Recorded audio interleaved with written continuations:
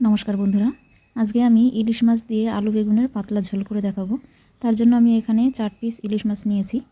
আলু আর বেগুন একটু মোটা মোটা করে কেটে নিয়েছি। এবার কড়াইতে আমি 3 চামচ সরষের তেল দিয়ে নিয়েছি। তারপরে তেলটা যখন গরম হয়ে গেছে, লবণ হলুদ দিয়ে মাখিয়ে রাখা ইলিশ মাছ আমি পরপর ছেড়ে দিচ্ছি। আমি এভাবেই উল্টে পাল্টে কিন্তু এই মাছগুলি হালকা ভেজে নেব, পুরো আমি কিন্তু কড়া করে ভেজে নেব না। ইলিশ মাছ একটু হালকা ভাজা হলেই ভালো লাগে। দেখুন আমি এরকম করে ভেজে নিয়েছি। মাছ ভাজা আমার হয়ে গেছে, আমি এবার নামিয়ে নিচ্ছি। মাছটা ভাজার পরে যে তেল ছিল ওই তেলেই কিন্তু আমি আলু ভেজে নেব।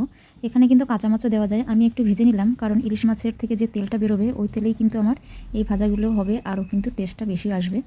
আলুগুলি বেশ লাল করে আমি ভেজে তুলে নিয়েছি। এবার আমি বেগুনগুলি ভেজে নিচ্ছি। দেখুন একটু উল্টে পাল্টে ভেজে নিচ্ছি, বেগুনেই এমনি তেলটা বেশি লাগে। দেখুন লাল করে বেগুনটাও ভেজে আমি তুলে নিলাম। এবার কড়াইতে আর 1 চামচ তেল দিয়ে নিয়েছি। তেল দেওয়ার পর তেলটা গরম হয়ে গেছে। এবার আমি কালো জিরে আর লঙ্কা দিয়ে 2 মিনিট নাড়াচাড়া করার পর ভেজে রাখা আলু দিয়ে আরও 5 মিনিট নাড়াচাড়া করে আমি লবণ 1 চামচ আর 1 চামচ হলুদ দিয়ে আবারও নাড়াচাড়া করে নিচ্ছি। দেখুন নাড়াচাড়া করার পর আমি এখানে জল দিয়ে দিচ্ছি পরিমাণ মতো। দেখুন আমি এটুকু জল দিয়েছি, আপনারা আপনাদের পরিমাণ মতন বুঝে দেবেন। ঝোল কিন্তু ফুটে উঠেছে। আমি আরও 10 মিনিট মতো ফুটিয়ে নিয়েছি। দেখুন ঝোলটা যখন একটু কমে এসেছে তখন আমি ভেজে রাখা বেগুনগুলি দিয়ে দিয়েছি। বেগুন দেওয়ার পর আমি আরও 10 মিনিট এইভাবে কিন্তু ফুটিয়ে নিচ্ছি। দেখুন আলুটাও কিন্তু খুব সুন্দর গলে গেছে। এবার আমি কিন্তু ভেজে রাখা মাছ দিয়ে দিচ্ছি। দেখুন মাছটা দেওয়ার পর 5 মিনিট মতো জাল করে নিলেই কিন্তু আমার রেডি হয়ে যাবে।